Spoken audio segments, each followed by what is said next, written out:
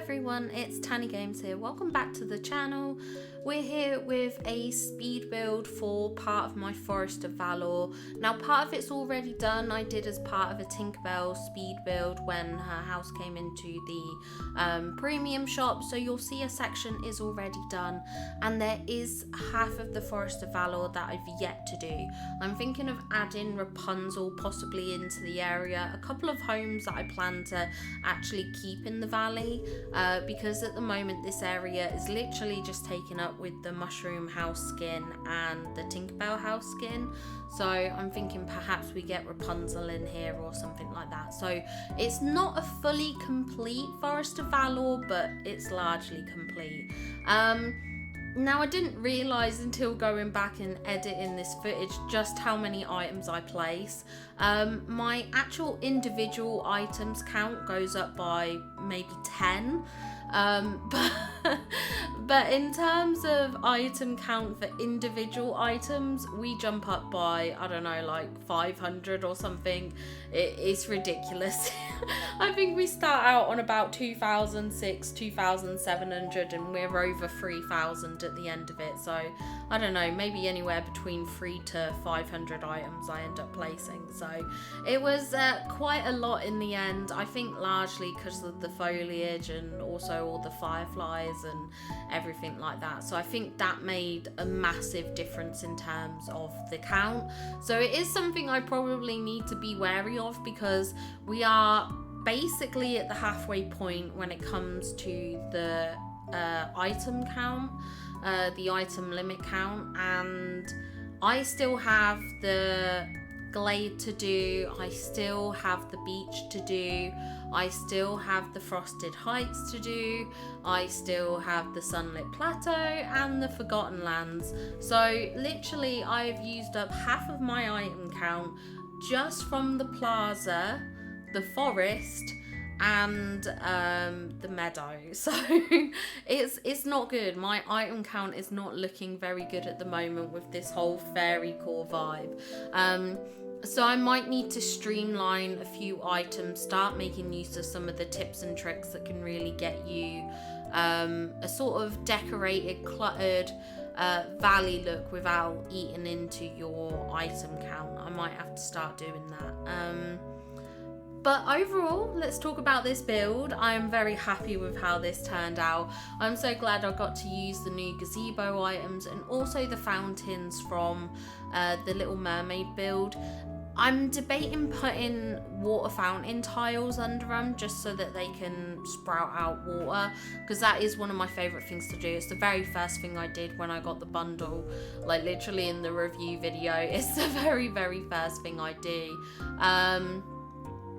So yeah, I'm debating about potentially doing that for this tour, this valley area, not this tour, this area, but I just haven't fully decided yet. I do use the leaf strewn path leading up to the mushroom cottage, but that is the only path I use in terms of what I place. There is also a bit of pathing towards the Tinkerbell house, but that was done in my Tinkerbell video, just in case you're interested about that. I do also use a bunch of these magnolia blossom piles. If you are interested in how to get these, I do have a video on my channel, so you can watch that. I'll leave a little link in the video description below so you can check it out.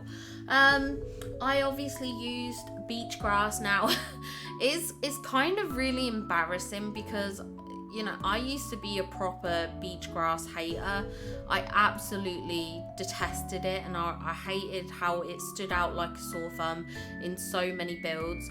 And I would agree it still does. The colour of it is just too bright, but it's literally the only grass foliage item we have that can clip into other items and add to that kind of like overgrown rustic look. So I have I have given in. I am a beach grass convert. I use it in so many of my fairycore builds. I wish we had a darker color variant that just blended in a bit more with some of the other grass types, like the forest and things like that. It would be nice if the developers did that, if they gave us like a beach grass for each biome, like a sunlit plateau grass. I mean, they do have sunlit plateau grass, but none that kind of like merge and mesh like this. So that would be a nice thing to have. I do place a few of these leaf strewn rugs. I think they work as sort of like piles of leaves on the ground, just in case you want something a bit different from the magnolia piles. So I do dot a few of those around. I must admit, if I had more in my inventory, I would have added even more than what I placed. There was I think a couple of things that I went and placed down. Oh yeah, the flower tables, which I like to mix in with the beach grass and stuff like that. I would have placed more of them, but again, didn't have enough from Scrooge, so I kind of only used the limited amount I've got. So it's very possible that I might do a little trip to Scrooge and add a couple more in afterwards. But so far I really love how this turned out. I love how overgrown it feels. I love how fairycore it feels. There is one gazebo that I forget to decorate inside. I don't know how I managed to forget it. I didn't realise until I was like filming some of the extra footage to kind of like showcase the nice areas of the build, that I was like, oh, wait a second, this doesn't have anything in it. So one of them is left untouched, but it's an easy thing to decorate. You can put like a table in there, you can put some seating, whatever it is that takes your fancy. This build, as I said, because of the amount of items I use, I would not say that it was, you know, Switch or those lower item count valleys. I think the like original like Xbox ones and like the PlayStation ones, whatever they were called. Is it Xbox Series S or I don't know. I don't know what it's called. How am I meant to know what it's called? But the ones that are stuck with the lower count, I don't think you're going to be able to get away with doing a build like this, or at least certainly not a lot of builds like this, because as I said, this took a good few hundred items, so it is quite heavy on the item count. So just be wary of that in terms of like what you have for your builds and stuff like that. Like I said, I'm averaging about 1,000 each biome at this rate, to be honest. So something I need to keep an eye on. I did use a lot of the mushrooms. The mushrooms are some of my favourite items in game. I used a lot of the Eternity Isle foliage. The reason why I use Eternity Isle foliage is because of how small the footprint is. I wish more foliage items were like this. If we had more foliage items with these small footprints, trust me, I would use those as well. It's so handy having something with such a small item footprint. And I use a lot of the butterfly pea flowers as well. I would use alternative flowers, but again, it's just kind of like the convenience of these. I do wish we had other colour variants and stuff like that, but this is what we have to live with for now. It's what we have to live with. I haven't done any kind of like garden for the mushroom house. I did debate it, like with it being a mushroom house, I didn't know whether like I should make it a bit more like rusticy in a sense. Like I didn't know if I should add more to it, but instead what we just have is a simple bit of foliage dotted around the entire building. So I use a few different of the foliage items and stuff like that and decorate that around the build. I do leave the back half of the mushroom house for like the longest time. It takes me a while to figure out what I'm going to put in there, and I do kind of like heavily focus on foliage towards the front part of the build. So the back part is a bit more I wouldn't say bland, but it's a bit more spaced out in terms of the foliage. It's not quite so cluttered as the front end of the build is. So again, I guess if you like the look of the back end of the build, if you're someone who's maybe not as keen on like cluttercore kind of builds, then you could certainly take inspiration maybe from the back half and replicate that a bit more rather than the front half. I did start looking at bigger foliage tree items as well, just to see if they would help fill in some of the space and things like that.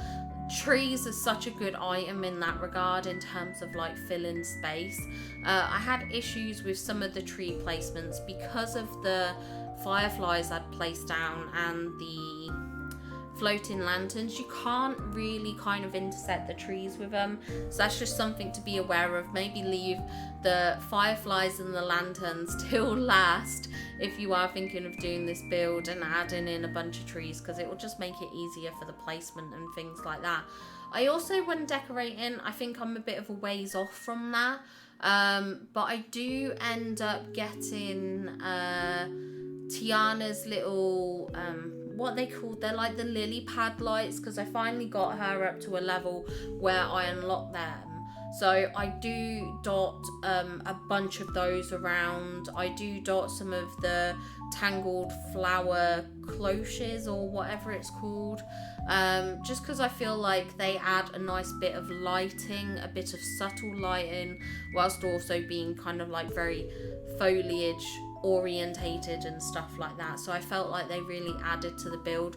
They're like almost like smaller versions of the vine flower lamp in a sense, which I often use because it's a foliage item but it also adds lighting, and I love adding lighting into my builds. It's something that's kind of like very important to me aesthetically, so that is something that I do end up doing.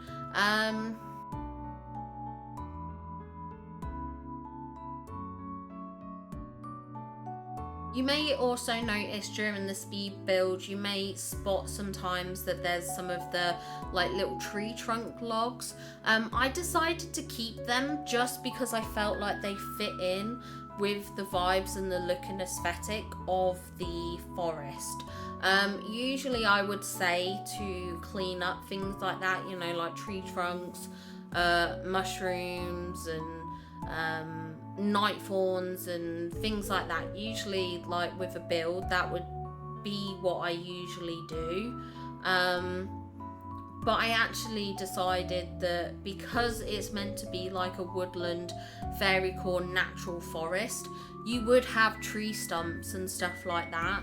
So for me, they kind of blended in with the nature of the build. So like things like the ice in the Frosted Heights, sometimes I have used the ice to create a very natural look, and I think you can strategically do that for certain builds and stuff like that. I think Cupcake Gaming, I forget her username, I'll bring it up on screen if I remember. She did a video where she basically paved the entirety of her Frosted Heights so she could control where the icicles spawned. So you can certainly manipulate things that way if you want to do it sort of a bit more of a difficult way around it for these things. But because of me, like when I did this build, like some of the natural spawning places seemed fine, so I just left them as they were and kind of did foliage near them and stuff like that, and it all blended in.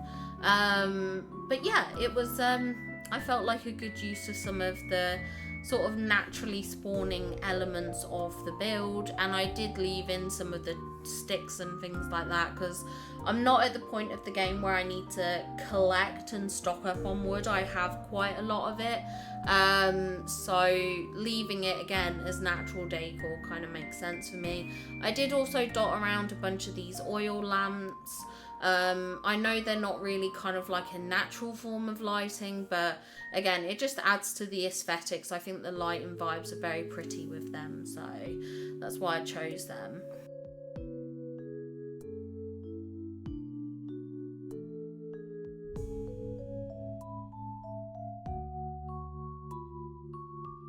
I also did this rock pillar structure towards the back. It just kind of felt like it fit in for me. It felt very natural. Like it kind of made me think of like either a bit like Stonehenge or like in Brave, you know, when they have their kind of like, there's like this area that they go to. I don't even know what it's called. But yeah, I kind of wanted to do like a natural stone structure. Maybe have it be a place that people go to contemplate, and just something kind of like that. Just very peaceful, ambient vibes kind of thing.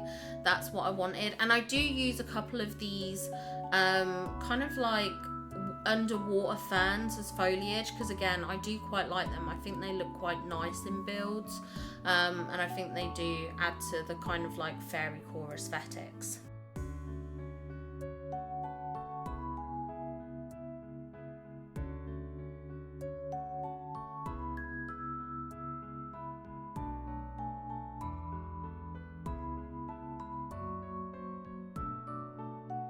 Now, as we get to the end of the build, I am going to wrap things up here. We do have a daytime tour and a nighttime tour, so you can see how things look in the day and also at night.